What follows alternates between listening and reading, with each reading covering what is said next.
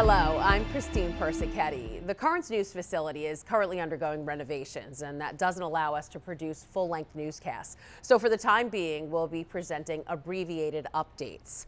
It's International Women's Day, and the church is empowering women to discern a call to religious life. Nuns are needed now more than ever. In the United States, numbers are dwindling at an alarming rate. But as Currents News' Jessica Easthope shows us, in the Diocese of Brooklyn, religious sisters are looking to inspire a new generation. Inside the convent looks like a house, kind of like yours, but maybe a little simpler. Sister Shirley Tremont remembers a time when there was a lot of mystery surrounding the life of a nun. What do I wear to the beach? Shorts and a t-shirt? At St. Bernadette Catholic Academy in Diker Heights, she works every day to break down those walls. Good morning. Good singing this morning, girls. Thank you.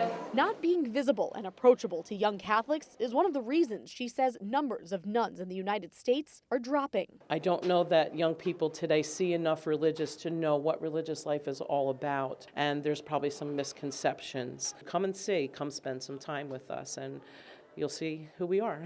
In 2022, the Center for Applied Research in the Apostolate reported there were less than 42,000 nuns in America, which is a 76% decline over 50 years. It's estimated there will be less than 1,000 nuns left in the States by 2042. I don't believe that the Lord has stopped calling women to religious life. I just think we're so busy. Society is so loud, everything is so rushed, we don't have time to listen. When Sister Marianne Seton LaPiccolo took her vows, it was in part the chance to become a professional, something not a lot of women had. It wasn't, I could be president, I could be a lawyer, I could be a financial advisor. Religious life gave you a foot in a professional field. As the Episcopal delegate for religious in the Diocese of Brooklyn, Sister Marianne helps religious sisters, brothers, and priests get the most out of consecrated life. She hopes her role can empower other young women to trust in their gifts and find where they belong. And I think there's something about joining a group that has an identity and stands for something, but that something is giving witness to the gospel in today's church. Both sisters say religious life will look very different in 50 years, but they have hope, knowing God calls all of us toward our own vocations every day. Jessica Easthope, Currents News. While the Catholic Church is trying to recruit more nuns, the number of women at the Vatican continues to grow. Since Pope Francis took office in 2013, the amount of women working for the pontiff has jumped from more than 800 to close to 1,200. If you look at the Holy See and the Roman Curia as a whole, about 1 in 4 employees is a woman. The number of lady leaders has also increased under Pope Francis. 5 women hold the undersecretary rank, a senior role that works with a management team together with the department prefect. And in 2021, Pope Francis made history by appointing the first female secretary of a dicastery, the highest post ever held by a woman in the Holy See. The tablet newspaper is spotlighting important women in the church for Women's History Month. From slavery to being canonized, the paper breaks down the life of St. Josephine Bakhita. Also, a deep dive into Joanna of Austria. She's a 16th century princess, but the first and so far only female ever admitted to the all-male Society of Jesuits. The tablet and Currents News are also preparing to celebrate a milestone day for Pope Francis, the 10-year anniversary since he was elected Pope. Ahead of the big day, the paper takes a look at his papacy, including the thousands of miles he's traveled in order to serve the people of God. Be sure to stay tuned to Currents News and the tablet, as we'll have more in-depth and continuing coverage as we approach the Pope's milestone anniversary. The Lenten Pilgrimage is going strong 2 weeks into Lent. Catholics across the Diocese of Brooklyn are strengthening their faith while having fun. Here to give us an update is Father Joe Givino, Vicar for Evangelization and Catechesis. Hi, Father Joe. How are you? So good. Glad to have you here. Thank you. So tell us, what's the feedback been like? The feedback has been extraordinary. People have been joining the pilgrimage every single day, and one of the interesting features of the pilgrimage is, of course, the passport. Yes. And I brought the Lenten passport. I love it. We have run out in Brooklyn. We ran out really within the first 7 days. We had to get 500 more printed for Queens. It's a collector's item. Everybody wants one. It's a gold bar. It's the gold standard. And Bishop set that bar very high because he's been to 11 of 13 of the sites. And so he's well on the way to getting his certificate.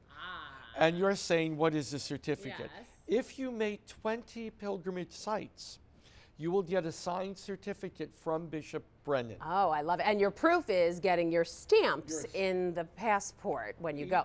Tell me, aside from the stamp, what else can you get? What are you offering at each church? Well, more than anything else, it's a moment of quiet prayer during Lent. So parishioners are invited to come in, pray, and welcome parishioners from across the diocese. Every church is participating, but 43 of them are station churches, which means they volunteered through their deanery to host a day of prayer and adoration. So a parishioner coming from another parish will have an opportunity to pray a rosary, join Stations of the Cross, join the Chaplet of Divine Mercy, or just sit in quiet prayer. And meet new people, and you can join at any time. Tell me really quickly, will this happen again next year? We are so hoping that next year we will be able to invite 43 different parishes to be station churches. All right, Father Joe Givino, Vicar for Evangelization and Catechesis, thanks so much for being here. You are very welcome. Thank you. To learn more of information about the pilgrimages and get resources that can help you along the way, just go to dioceseofbrooklyn.org/Lenten Pilgrimage. In a tale as old as time, students in the Diocese of Brooklyn welcomed guests this week to celebrate the annual Great Diocesan Read Aloud. We looked around at his field full of fruits and vegetables, amazed that only a few months earlier, they were nothing more than tiny seeds. I was honored to take part in the event. I shared my love of reading with students from St. Stan's in Maspeth. I read a book called A Little Respect Cultivates Kindness to a first grade class there. From destroyed to nearly rebuilt, Notre Dame is preparing to reopen just in time for Christmas. The iconic cathedral will open its doors in December of 2024. Crews of about 1,000 people are working tirelessly to repair the roof and spire that were destroyed by a fire in April of 2019.